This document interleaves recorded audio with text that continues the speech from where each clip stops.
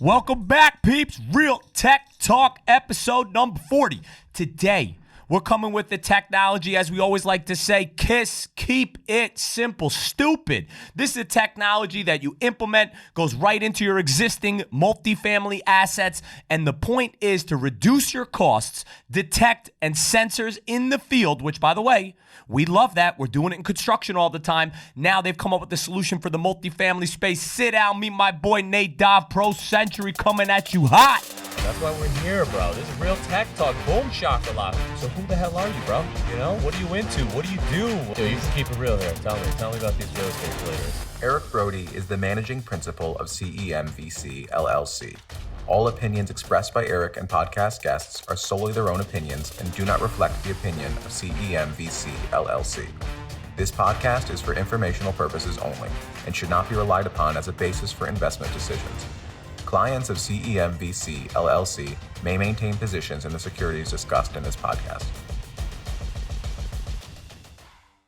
Welcome back to Real Tech Talk episode number 40. I had way too much coffee today. We're going to bring that energy. Today, I got my man Nadav on the mic with me. Now, what I think is so fascinating about what he's doing is that 10 years ago, you couldn't do what he's doing, but the technology existed, which is sensors. We had my homeboy on this about sensors in the field in the construction sector. Well, guess what? They're coming hard and coming fast for the multifamily. Nadav Schnall, thank you so much for coming on Real Tech Talk. Thank you very much for having me. Of course, of course. So listen, what we always like to do before we get into what you're actually solving, which, by the way, isn't actually solving in a solution that could be in the field today in a multifamily office, and it's fascinating and everyone should stick around. Tell us about your background, because you actually came from the real estate side to the tech side. Yeah, so I started off in the real estate field, actually. I worked for First Service Residential for about 10 years. Which is who? One of the largest multifamily management companies in the United States, actually. Oh, wow. North America. Yeah, I think they're traded on NASDAQ, actually. So yeah,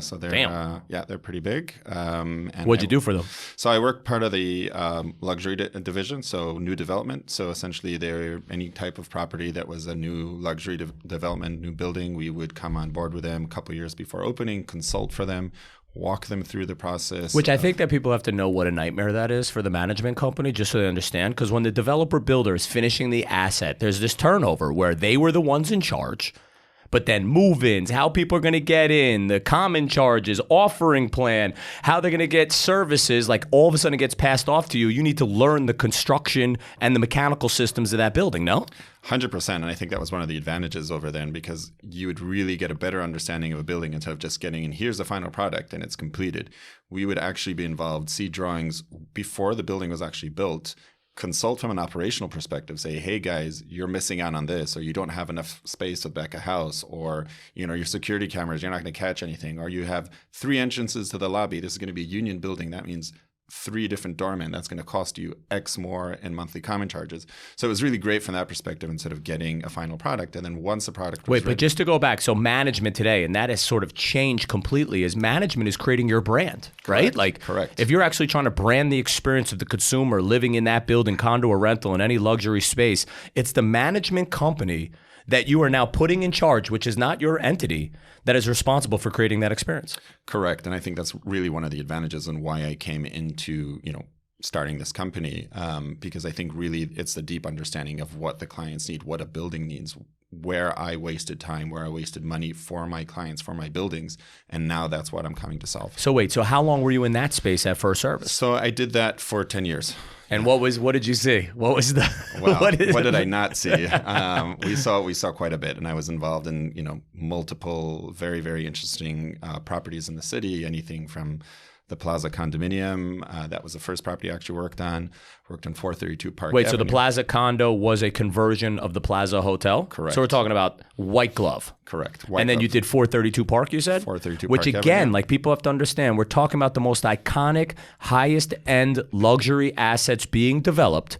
And then your responsibility was to then take over those buildings for these new borrowers to make sure that that the new occupants, to make sure that luxury experience actually was felt while they lived there. Correct. That is what the management Correct. responsibility is. Correct. So it was really bringing that brand to them. So whatever the brand of that building was, making sure that that was actually developed and was actually given to the client. So the developer would sell a dream, and we needed to then convert that dream into reality and say, hey, this is this kind of hotel white glove experience that you're getting. Yeah, so this hospitality experience. Correct. And as you know, in the offering plan, when you're selling those assets, they always had it under budget because they didn't know what it would cost in order to make that type of luxury, right? Correct. And there's always things that you just don't see, right? So, you have a building, brand new building, everything, just about to sell all the units, and then you have a water leak, and then you have, no one's in the building, building's not occupied yet, but it goes down one floor, another floor, another floor, another floor, 10 floors down, 3 or 4 days later, and then you have a loss of 10 units. So you can't occupy them. Can't sell them. You can't sell them. So wait, let me ask you, after first service, you got right into tech? No. I had a little break in between. I got married. I got How dare you? Yeah. No, Well, I was able to get divorced by then. So Hey, winner! So married and divorced. Married okay. and divorced. I opened another company that dealt with building infrastructure, anything from ventilation, fire suppressant systems. So you did a mechanical company. Mechanical areas, yeah. Oh, wow. So I did that. So again, I always like to say on the expertise side, the construction side. Correct. So management, construction. Correct. So I did that side of it.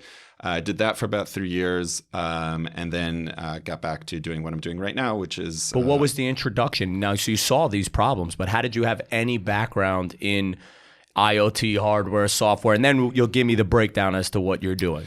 So the company was formed by myself and John Rusk. John Rusk is really the founder of the company. He's the one who came up with the idea. John, I know probably for about at least 15 years at this point. Very experienced builder. Was he a developer? Builder, residential apartments primarily. And he was working in all He had a buildings. construction company, Still no? does. Still yeah. does. Like a very high-end Rusk, right? Rusk Renovations, yeah. Yeah, I've seen them. 37 years of experience in that field.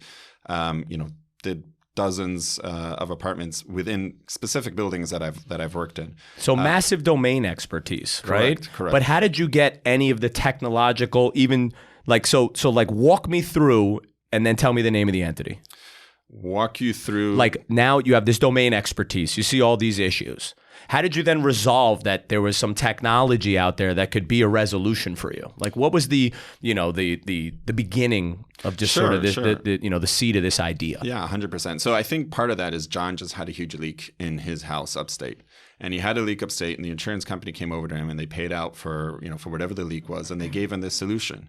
And he put the solution into his house, and it just wouldn't work. It wouldn't work the way it was. It was based on Wi-Fi. It was spotty. It would turn off the water. What was the solution? I don't know the name of the company. But I guess it's an IoT device. Correct. You said it was It's based an on IoT Wi-Fi. company. So this IoT device. Yeah, it's the name of a company. I just won't mention it right Yeah, now. no, But no, it's a please, Wi-Fi. fuck them. Yeah, it's a Wi-Fi based company. It's just not as reliable. It predicts leaks instead of actually sensing leaks. It turns off the water to your building or to your apartment when you don't need to have the actual water. So it kind of works, but it doesn't bring you the whole way. And so the insurance company, that is fascinating. Correct. Was saying, yo, if you want to keep this policy, we're going to ask you to install a device in a single family home. Correct. That was in a single family home. But even today, we have a client of ours who literally, they would not get insurance renewal. So today, in today's world, we all know insurance, rates are skyrocketing. And so many insurers will say, hey, if you have over 1 or 2 leaks in your building or over a certain amount of loss, we will just not insure you. It's not about hiking your premiums. We won't take that risk anymore. And so we actually have clients who've approached us and said, hey, listen, we're with our back against the wall. If we don't install a system that is going to reduce the losses that we have, we're just not going to get insurance anymore. And that's So that was the germination correct of the entity. And I just want to tell you, like sidebar, everyone should listen to where the idea came from. People perceive that tech in the multifamily space was coming from multifamily. We see so much coming from single family homes, right?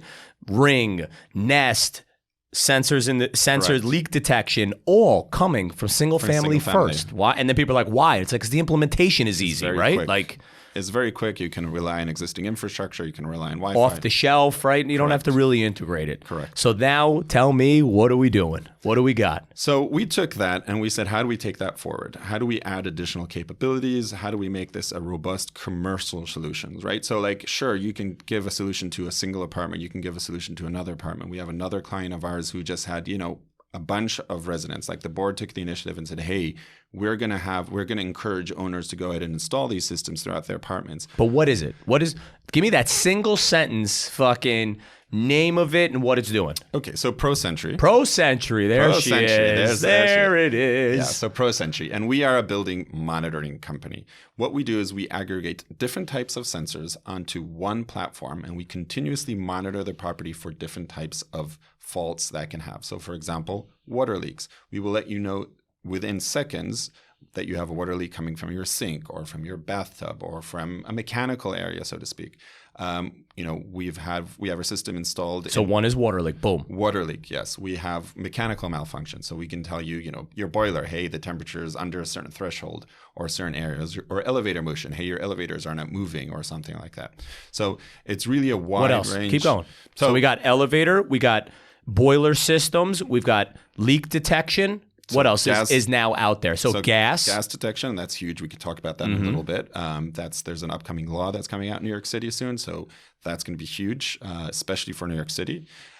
Oil, so any kind of detection of moisture, that kind of area. We're working on a smoke and vape detector. So a lot of rental buildings, multifamily rental buildings. One of the reasons that at least the people I've spoken to communicated that one of the biggest issues they have with renewing leases is tenants are, there's smoke coming from somewhere. We don't know where it's coming from. Someone's smoking. You can smoke, you cannot smoke. So no, I think that there's use cases up the ass on this. So, okay, so what you're saying is these are the 5 things that we could pick up binary information from it, but it goes much further, right? You're saying, okay, so you said sensors, but you're saying those sensors is an IoT, it goes to an IoT device that could actually make a change, right? Correct. It's not, about smoke, fine, you can tag that apartment. Right, but what about a leak? You're saying the leak detection, but it goes much further than that. You showed me this ridiculous, experiment Correct. Where you showed me it actually does something, so it changes something mechanically. Correct. So there's one thing which is the monitoring, and that is just that we have different types of sensors, and really I can tell you almost any type of sensor that you can imagine, and that's really where we're going with this. We'll put it on our platform. So really, you tell me what your issues are, and we'll solve them for you. What you're referring to is automatic shutoff valves, and I think that's huge, and that's one of the things that we're differentiating. There are some automatic shutoff valves, not really commercial. So we have any type of valve from like a 3/4 inch valve up to 10 inch, and we can literally put those into different areas. We can isolate risers, we can isolate apartments, and so the minute you have a leak, we will automatically shut off the water, the source of water to that area. Then you have the opportunity to see what it was. Did you just spill a glass of water? Okay, no problem. You can go onto your app, open the valve. Right, so you're saying the sensors could be on the main riser, correct. We're saying, and right, people might not know there's distribution, let's say, of water, and it's going to smaller and smaller pipes. You could put the sensor just on closing a valve at a sink. It doesn't have to be you shut the building's water down. It could be localized. No, and in fact, one of the property managers that I've been talking to, he actually wants to install this in all these buildings that he doesn't have that kind of luxury service. He doesn't have a super that lives in the building. He wants to put it on the main or one of the risers, and so if at 2 o'clock in the morning he has a leak, hey, I'll turn it off. You'll get an immediate notification. Give the super the opportunity to arrive. Right, so let's talk about that now, right? So now you're like, yo, we got these sensors. It now can impact valves in certain areas. Where does that information now go? Like, how is it that, right? Because the biggest thing is, okay, sensors in the field are now less expensive. We could put them in multifamily. Here are the 5 use cases. Now what? Where does that drive to? So all the communication. So first of all, we can talk a little bit about the communication protocol, which I think is important because most 100%. people know Wi-Fi, right? So Wi-Fi is commonly used. You use it for everything. You communicate, you stream, you do all this lovely things on it. We work on a little bit of a different technology. It's also wireless technology. It's called LoRaWAN, which stands for Long Range Wide Area Network. So it's like Wi-Fi in the sense that you communicate over the air, but it has 2 major differences. One is that Wi-Fi is for very short distances. So in other words, if you have a router inside your apartment, so you may have connectivity in your apartment. Once you go further enough, it kind of gets lower and lower. You leave your apartment, you probably don't have connectivity anymore. So LoRaWAN has the ability to go very, very long distances. The disadvantage is it's very small packets of data. So I can't stream video of it. But because the data that's coming from the sensors is very simple, it's like, what is the temperature inside your apartment?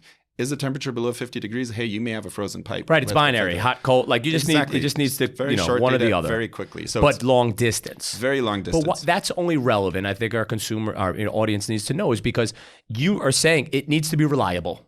right? It needs to actually Always work needs to be when you connected. need it, right? Exactly. You always need to have connectivity. The other thing is when you think about it, right? So if you need to network a full building, let's say you have a 200 apartment building, you want to network the entire building with Wi-Fi, you literally need to go and put a router into every single apartment. If the apartment's big, you may need multiple. I can network an entire building with just a handful of these routers because they're so strong, because they go through brick, they go through mortar, they go through steel. So I can put one of these, gateways, we call them, one every 2 to 6 floors, let's say, within a building, and you will be completely networked. So now we have sensors. Correct. That sensor is emitting data. That's going to now a what do you call it? WAN? Gateway, LoRaWAN gateway.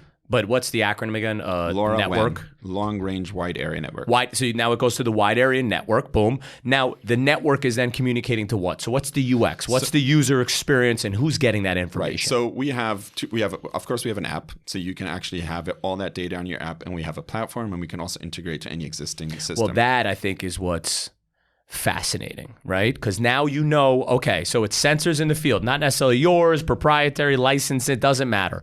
Now you're saying we've solved that because for somewhere along the way, people were like, we hate your network, we got to install a WAN for you. Boom. Now it's going to a user experience that you're like, look, it could just be that. It could just be leak detection, and that's for the insurance company. But in addition, if you're trying to create an experience, that's also going now to a management software, right? Correct. So it's a piece of an overall solution in creating the user experience. And I think that's one of the things that we're actually out to solve. So when you look at it today, there's a solution provider, right? Typically, there are manufacturers, right? So I'm manufacturing a leak detector. I'm manufacturing a temperature detector. I'm manufacturing whatever it may be, lights, shades, you name it. So they come with their access own control, cameras, whatever. Exactly. So they come with their own solution. They come with their own app. They come with their own platform. They come with their own interface, right? And so it's like having like a zillion keys, right? It's like, it's not like like it's being incorporated. It's like just your phone. You have an app for every single thing that you have. And what we're trying to solve within the building space is to have one solution, this one pane of glass for everything together. And we don't even really care if you use our platform or otherwise. We'll push to whatever software that you use. And that's really the solution that we're trying to bring. And we're not manufacturers. We're hardware agnostic. And so we're constantly looking for the best technologies out there, for the best solutions out there. Even if we identify a solution that's there but doesn't work on LoRaWAN, so we're putting the two together so that it all comes on this one pane of glass, and then we come to you and say, hey, what do you need? We're kind of this supermarket, if you will, of all the solutions, all the ingredients that you need to manage your property better. And we're going to give it to you on this one platter, and then you do what you want with it. And that's not even, look, if your user experience and your platform is the best, everyone will integrate with you. But if you have to do it to someone else, so be it, right? Fine. I mean, I don't need to be the face. So here's something that I'm fascinated by. I have an existing structure, right? Existing building, it's doing its thing. I want to incorporate. How difficult is it? Very easy. Very easy. So first of all, everything is you can install yourself. You don't really need us. We do offer installation services. Let me tell you something. You're going to do it, okay? I'm not fucking it up, all right? Well, I need you to go there, and you'll be like, yeah, you just do the thing with the thing. And I'm like, I screwed it up. So you'd come to my building. I promise you that you'll be able to do it. But sure, I'll come to your building. We'll do it for you. It is literally that simple. It's literally as simple as downloading the app. So it's an the sensor is an application to an existing structure. You're not telling everyone, you better have planned your building with our shit in order to do it. Yeah, we will. First of all, we have videos that I can show you. It's literally under a minute, and you can see how you do it. So you take the sensor, you get a box of all these sensors, and you say, where are the areas that I want to protect? Let's take water as an example, right? So you'll say, I'm in an apartment. I want to protect, under my kitchen sink. I want to put one in my bathroom. And let's do it differently. Do it as if I'm the landlord. Fuck the tenant. Okay. What would you want now? So I'll tell you one of the big leak sources in New York are PropTech units. They're older, they leak. So that's a package terminal air conditioner, which most of the humans would realize is like a through wall. Like when you're in a hotel, heat and air conditioning coming from the outside wall. Correct. And I agree with you. Since it's interfacing with indoor and outdoor and they never pitch it appropriately, leak. Boom. Sure, you have that. Your drains clog, you have this, you have that. And the problem with that is that it's not like a pipe that breaks. A pipe that breaks, well, you'll find out in a day, in an hour, whatever it is, because you have a lot of water. With this, it's a very slow leak. Well, not only that, people don't understand that when in your apartment, if everything is level, that means that the trap for each of those fixtures is the ceiling of the neighbor below. 100%. So your leak is never your leak. It's somebody else's. Correct. And before you know it, you're already leaked into 5 apartments. You have mold, you have damages, and then it's a whole other stuff. Insurance companies. No, the value. I get it. If I could find out about every leak everywhere, come on. We know it. This is a no-brainer. So we have very simple sensors that you can put either with a rope or pitched in a certain way, depending on where it is. You just remove the cover of the HVAC, you scan a QR code, and you place it there. That is it. These gateways that I mentioned earlier, you put them one every 2 to 6 floors. They automatically connect to the sensors. So all you're doing is you're just naming the sensor, essentially. Right. You're giving a name to this, and you're saying, I've installed this sensor in apartment 22B in the living room PTech. So that is the only work that you do.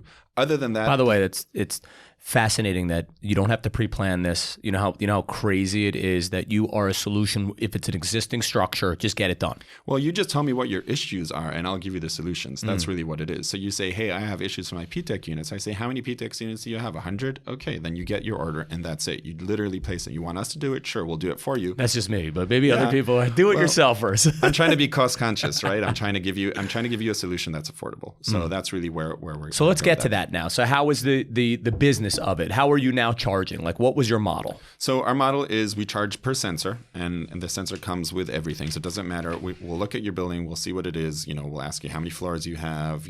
How wide is it? Or, very basic questions that any building owner would know.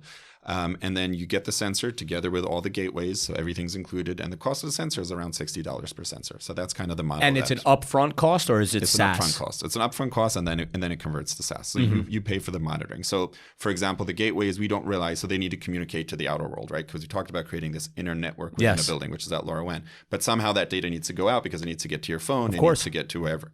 So every one of those gateways comes with a cellular chip, which connects to any one of the 4 major carriers in the city. And so it automatically searches for whatever the strongest signal is, and that's how it'll communicate outwards. So that is an ongoing cost that you pay for as well. Obviously. So all that's part of it. So, and we provide you with the monitoring services. So what round are you at? Like, what are we're you? We're in seed. We're closing our seed round right now. So we're a new company. So the company was formed about in 2019, but we only went to the market kind of late last year, I would say, but it's a working product. So we're installing. And how many units? Yeah, how many units you got under management? We have hundreds of units at this point. Wow. Yeah. And all where? Where are you geographically going? Right now we're focused on New York. So we're focused right now in New York. We were just in the Real Day in Miami where I saw you. So that's our next market. Can I tell you something? Just case study real quick.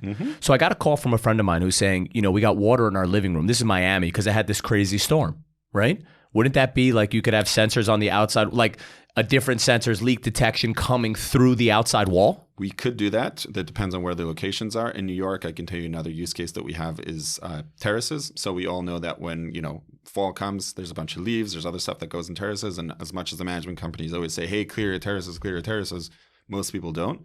And so then there's a big storm, all of a sudden water starts building up. So we have those sensors that are installed outside. They're weatherproof, so they won't react to rain. But once your level of water starts getting over 1 inch or 2 inches, we'll let you know. We'll say, hey, there's, water's going up on your terraces. So we have the ability to do that. I'd have to look at the specific use case. In Miami, by the way, one of the biggest things is actually humidity. Yeah. Right? So in New York, it's temperature, right? So you want to know when the temperature is below a certain threshold.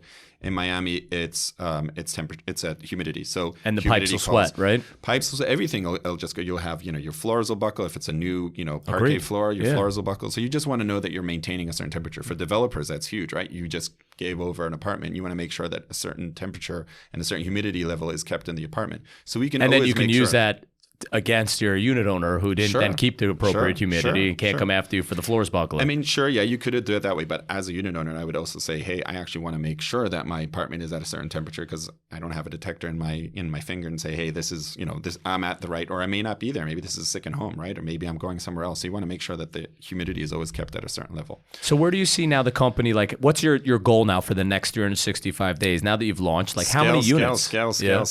That's what we're all about. So that's kind of what we're raising for right now. Right now, the technology works. It exists. We have a platform. Sure, there's always improvements that we can make. We can always make it better. But right now, what we're looking to do is just scale as much as we can. We're working with management companies. We're looking to expand. So that's kind of where we are at this stage. Well, you got to hook me up. You know what I mean? We got a bunch of units. You got to get those it. sensors and see what it does. You know? You got it. Yeah. So what's your biggest pain point right now? Biggest pain point, it's scaling. That's really what it is. It's really getting out there. So I think part of it is this paradigm shift that we need to do, right? So people understand, they're like, well, I have so many things going on right now, but they don't actually understand the value of losses. So for me, one of the things, how did I get into this? Because I really realized that, I was like, I wake up in the morning. This is when I was a property manager. I wake up in the morning, I have this to do. You wake up stressed, right? Always stressed, always a million things to do. But then I come to the building and guess what? Last night there was a leak and you have like 5 floors that were flooded, a mechanical space, now your elevators are out and this and that. And then like everything you plan to do is out the window, right? There's nothing else that you can do there. And so how do you be proactive about those type of things? There's no, leaks can come from anywhere. So how do you become more and more proactive about it? And so what we're trying to do right now is have this paradigm shift with buildings to realize for a very affordable system, you're able to both save time, save frustration of tenants, right? Because no one wants to be leaked into. That's the worst thing you can wake up to. But even more so is really trying to reduce your insurance premiums or at the very least keep them flat. No, I agree with you. Look, you're limiting sort of the cognitive labor, which is eyeball sort of required to find things so that you, the management company, could be at the moment of crisis, right? You're not replacing, it's not this like now robots will be management companies, but it's like in the moment where there's a crisis, you can actually be there to resolve it. So that like you can have an impact on that building's, whether it's their mechanical system, water leaks, and you can stop something that did occur just faster. Like just enabling them to do their job, but that's it. We're not looking to replace them at all.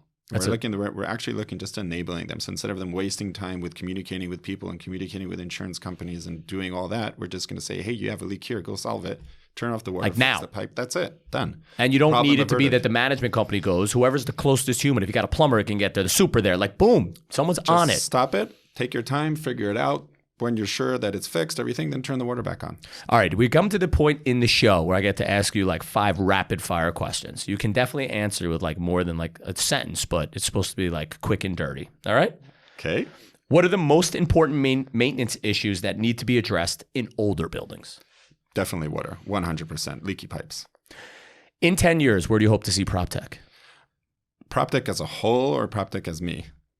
It's up to you. Okay. Well, I'd like to see judging. us. I'd like to see us installed in most buildings. So I'd like to see the solutions installed everywhere. Yeah. That's why you need that venture capital money, that high flying money, right? Get you across the United States in a day, right? Yep. Can't be like one building at a time. We got to go big or go home, right? That's exactly where we are.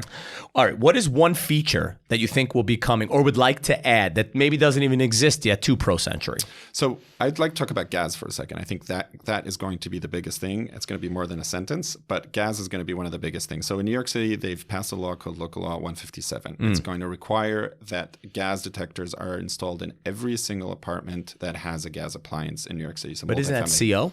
Isn't that a CO detector? No, so it's all part of. So Local Law 157 was passed in 2016, and it basically stated that you needed carbon monoxide, you needed CO, and you needed gas. But at the time when it passed, there was no national standard for gas detection. So that's NFPA 715, which came out in April of last year.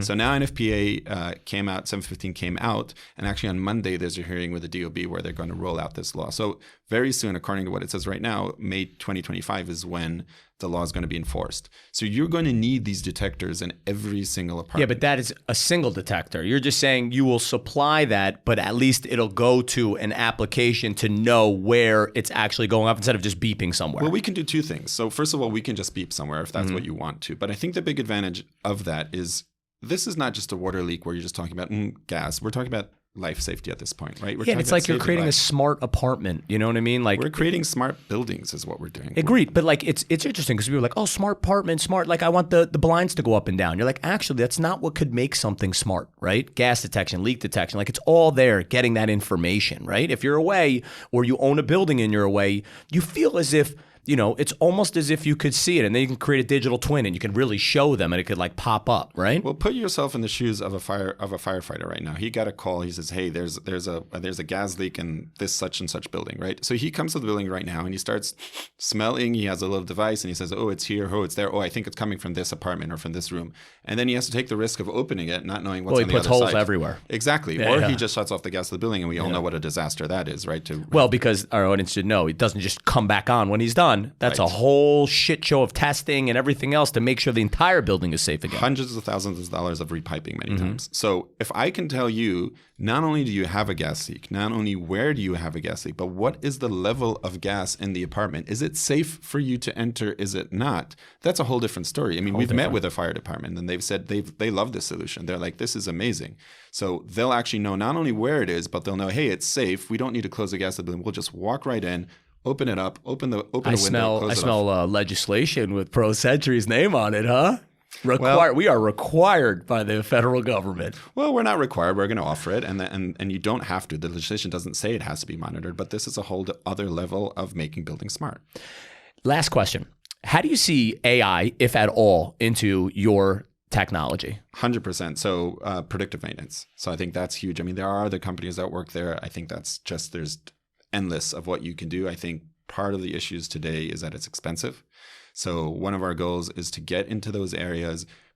We're already going to be in all these. So wait, somehow you're saying with enough data about age of building, type of piping, I guess visual imagery, right? Because they have an index now. Let's say a visual images that you could predict somewhat as to what might need to change, and then you could sort of get capital improvements as a result and around that. I mean, that sure. would be, I mean, that'd be hear huge. about it. Hey, listen, your pump's going to die in a year, right? It's making a noise that you can't hear, for example. You can't hear. You can't figure that out. It's making noise, but maybe that noise is not, significant enough for you to hear it right now. So let's send a message to your maintenance company of the pumps and say, hey, pump number 4 is not working. Maybe it just needs to be adjusted. I have such a case study for you right now. So my homeboy calls me up. He's trying to buy this building out of Alabama. He loves the Southwest. Let's call him JB. That's his initials. And he's like, Eric, how do I know if I'm trying to purchase this asset and I need to do capital improvement allowance when I'm underwriting the deal? How do I know that the underground pipe isn't broken? And for you could literally be like, based on the building, based on the 90,000 buildings that we have in the area, there's a 25% chance that it's healthy, 75%, put the money into your underwriting. Exactly. Well, listen, I really appreciate you coming through. This is awesome. I think that it's definitely like a solution. It's simple, and I hope that you roll it out. And, if there's a ability to invest, you let me know. 100%, and thank you very much for having me. Of course, bro. Peace.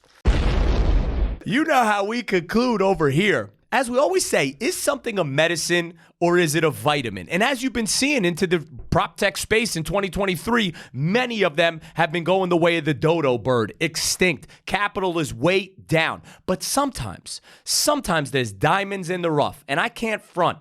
Simple, easy detection, leak detection, gas detection, electrical out. Like, how do you want to know if your fire pump is about to die? Or how about if you find out that there's a leak? And I know in my building, we always have the super coming in on a leak for someone above me. Like, how couldn't you want to know and then get that data and information? And then what can the future learn about how that we're building these buildings in order to come up with solutions for this? Insurance companies will reduce their cost as a result. To me, this is a medicine. These guys hit it big. The only issue is, can they explode fast enough for other people to come attack them? So sit down, listen up, tell me what your thoughts are. Like, follow, subscribe. Yo, we're blowing up over here. Be a part of the solution. Peace.